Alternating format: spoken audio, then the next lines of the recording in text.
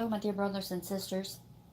Today is Sunday, November the 11th, 2018. I will put a message later on today, received this week.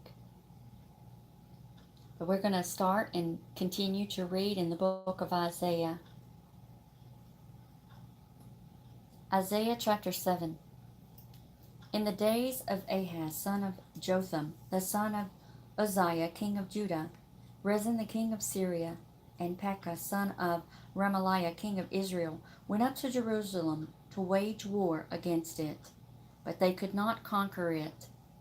And the house of David, Judah, was told, Syria is allied with Ephraim, which is Israel. And the heart of Ahaz and the hearts of his people trembled and shook, as the trees of the forest trembled and shake with the wind. Then said the Lord to Isaiah, Go forth now to meet Judah's king Ahaz, you and your son Shear-jashub. A remnant shall return at the end of the aqueduct or canal of the upper pool on the highway of the fuller's field.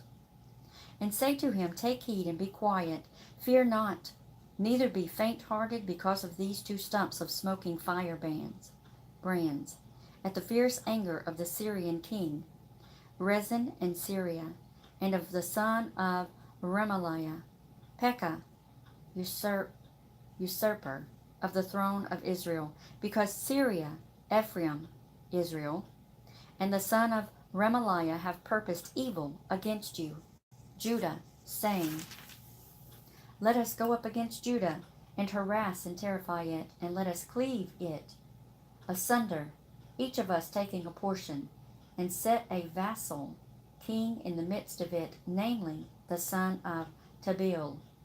Thus says the Lord God, It shall not stand, neither shall it come to pass. For the head, the capital of Syria, is Damascus, and the head of Damascus is King Rezin. Within 65 years of Ephraim will be broken to pieces, so that it will no longer be a people. And the head, the capital of Ephraim, is Samaria, and the head of Samaria is Remaliah's son, Pekah.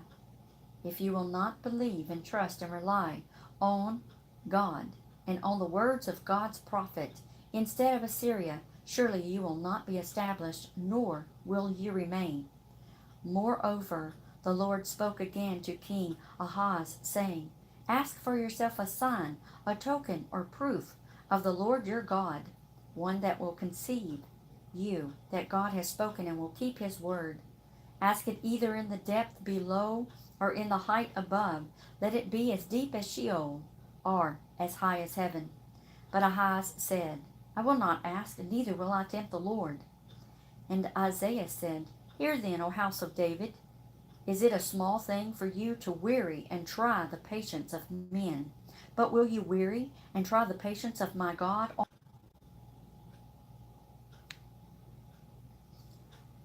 But Ahaz said, I will not ask, neither will I tempt the Lord. And Isaiah said, Hear then, O house of David, is it a small thing for you to weary and to try the patience of men?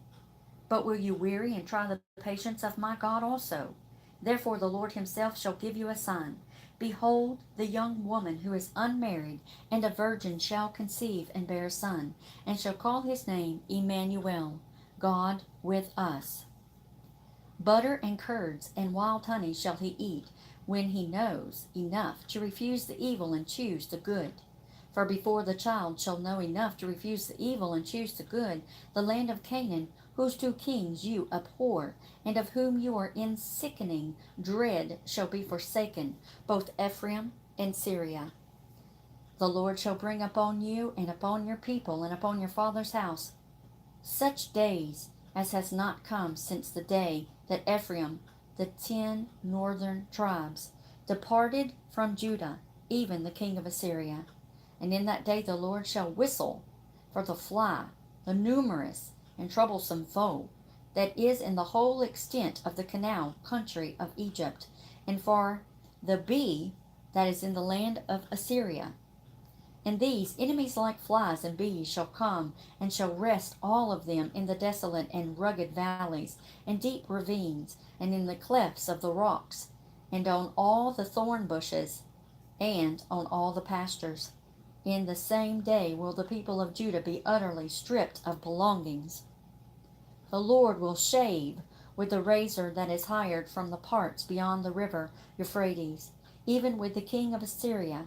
That razor will shave the head of the hair of the legs, and it shall also consume the beard, leaving Judah with open shame and scorn.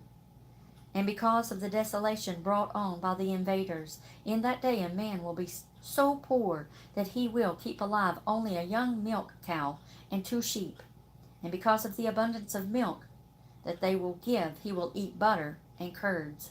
For only butter and curds and wild honey, no vegetables, shall everyone eat who is left in the land. These products provided from the extensive pastures and the plentiful wild flowers upon which bees depend.